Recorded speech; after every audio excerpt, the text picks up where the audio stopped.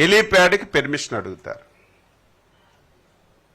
మీరు ఏ స్పాట్కి వెళ్తారో ఆ స్పాట్కి 100 మీటర్ల దూరంలో మేము హెలీప్యాడ్కి పెర్మిషన్ ఇస్తాం, మీరు పెట్టుకోండి అంటే ఆ 100 మీటర్ల దూరంలో హెలీప్యాడ్కి ఒప్పుకోరు. మాకు 6 కిలోమీటర్ల దూరంలో కావాలి, అక్కడి నుంచి ర్యాలీగా రావాలి, మనుషుల్ని రఫ్రఫా కోసుకొని రావాలి. ఒక ప్లాన్డ్గా గత 4-5 సంఘటనలు కూడా మనం చూసాం. అందుకే నిన్నను గత సంఘటనలను దృష్టిలో పెట్టుకొని ఒక పర్యటనలో 3 వ్యక్తుల్ని చంపినటువంటి పరిస్థితిని చూసి, ఒక దగ్గర హెలికాప్టర్ ల్యాండింగ్ అయితే అందరూ వెళ్ళి ఏ విధంగా వ్యవహరించారో గత పరిణామాలన్నీ చూసిన తరువాత పోలీసులు నిన్నిచ్చినటువంటి పెర్మిషన్ 300 మంది కంటే 500 మంది రండి, 30-40 మంది మీ నాయకులందరూ. ఈరోజు ముఖ్యమంత్రి గారు జిల్లాల పర్యటనకు వచ్చినా మేము 10-15 మందిమే హెలీప్యాడ్ దగ్గరికి వెళ్తున్నాం.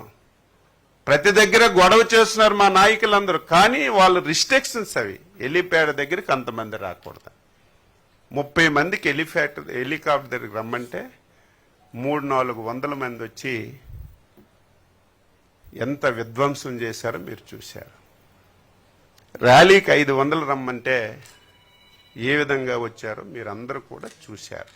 ఇవన్నీ పక్కన పెట్టండి. ఇప్పుడు వ్యవహరిస్తున్న వ్యక్తి సామాన్యమైన వ్యక్తి కాదు. 5 సంవత్సరాలు ఈ రాష్ట్రానికి ముఖ్యమంత్రి చేశాడు. ఒక బాధ్యత గల రాజకీయ పార్టీకి అధ్యక్షుడిగా ఉన్నాడు. నువ్వేమివ్వాలి సమాజానికి? ఏం మెసేజ్ ఇవ్వాలి? ఈరోజు ఇచ్చిన నువ్వు మెసేజ్ ఏంటి?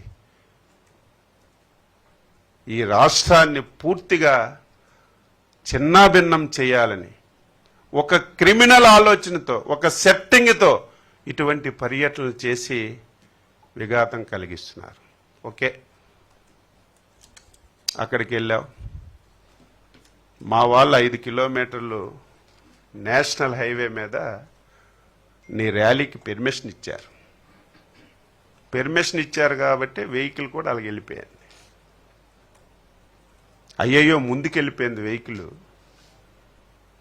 మనం వేసుకున్న ప్లాను దాటిపోయింది. మళ్ళీ వెహికల్ వెనక్కి తీసుకొచ్చి